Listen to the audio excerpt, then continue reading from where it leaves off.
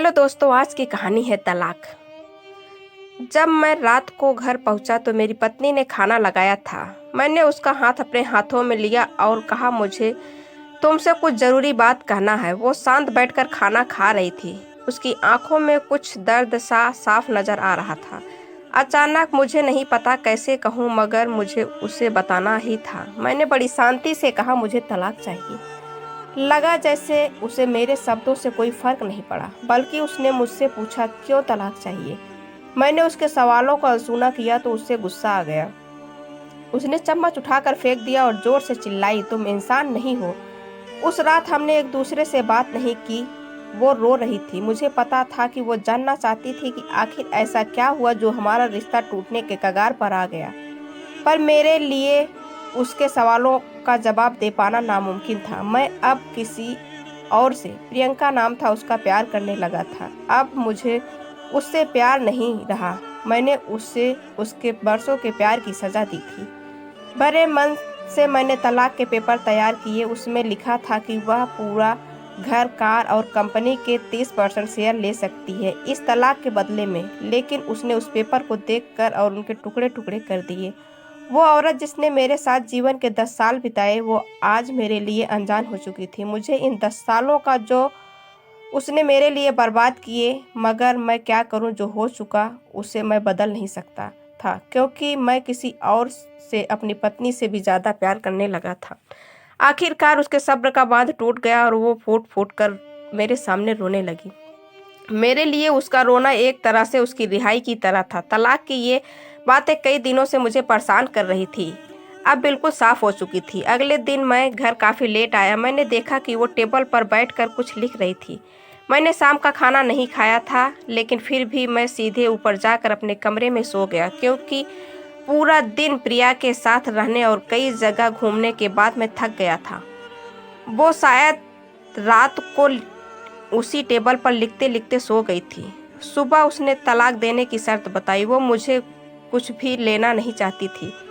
उसे सिर्फ एक तलाक से पहले 1 महीने का समय चाहिए था। उसने आग्रह किया कि इस 1 महीने में हम दोनों वही पुराना वाला जीवन जिएं जितना संभव हो सके, क्योंकि आने वाले महीने में हमारे बेटे की परीक्षा है। वह नहीं चाहती थी कि हमारे टूटे रिश्ते का प्रभाव उसकी पढ़ाई पर पड़े। मुझे भी यह ठीक लगा, मगर वो कुछ और भी चाहती थी। जैसे शादी के दिन मैं उसे उठाकर अपने शयन कक्ष तक ले गया था, उसी तरह हर रोज 1 महीने तक मैं उसे शयन कक्ष से उठाकर मुख्य द्वार तक ले जाऊं। मुझे लगा यह पागलपन है, मगर इन आखिरी दिनों में थोड़ा अच्छा बनने के लिए मैंने उसकी यह शर्त स्वीकार कर ली।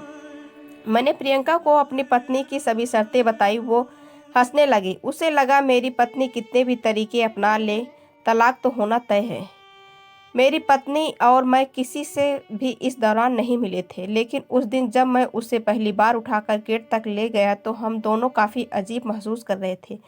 पीछे से हमारा बेटा भी खिलखिलाकर खुश हो रहा था। अगले दिन यह काम थोड़ा सामान और आसान हो गया।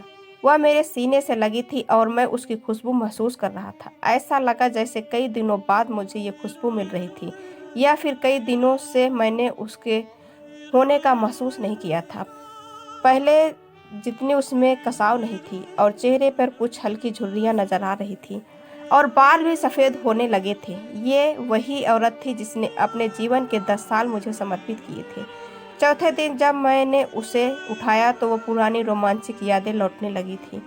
5वें और छठे दिन वो पुराना प्यार फिर जगने लगा था। मैंने प्रियंका को इस बारे में कुछ नहीं बताया। अब उसे उठाना और आसान हो गया था। शायद हर रोज़ यह सब करने का मैं आदी हो गया था। एक दिन वह अपनी पसंद की साड़ी निकाल रही थी, लेकिन कुछ खास नहीं ढूंढ पाई। उसने सांस भरते हुए कहा कि उसके सारे कपड़े बड़े पड़ने लगे हैं।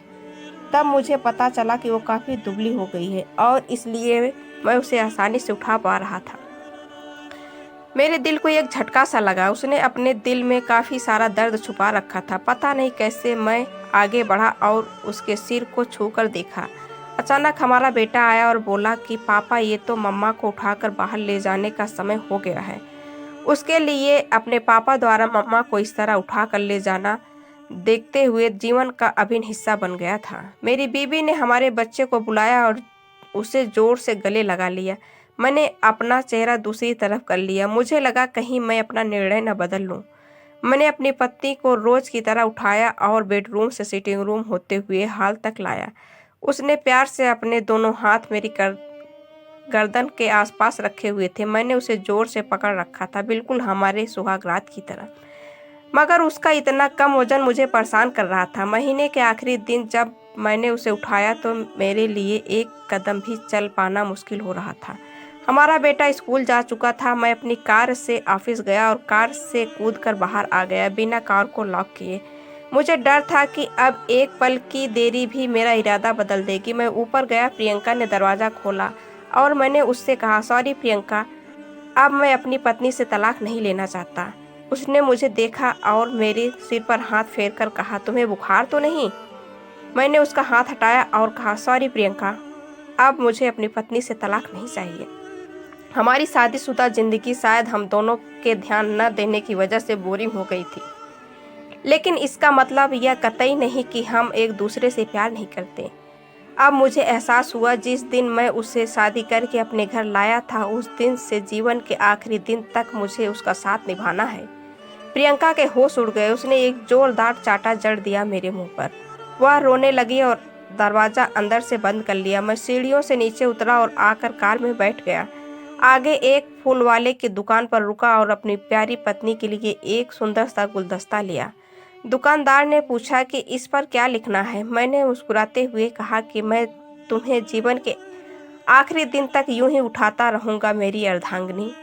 उस शाम जब मैं घर आया, हाथों में गुलदस्ता लिए, मेरे चेहरे पर एक मुस्कान थी। मैं ऊपर अपने कमरे की तरफ भाग कर गया, लेकिन तब तक वह मुझे छोड़कर इस दुनिया से जा चुकी थी, हमेशा के लिए। वो कई महीनों से कैंसर से लड़ रही थी, लेकिन मैं प्रियंका के साथ इतना खोया हुआ था कि कभी ध्यान ही नहीं रहा।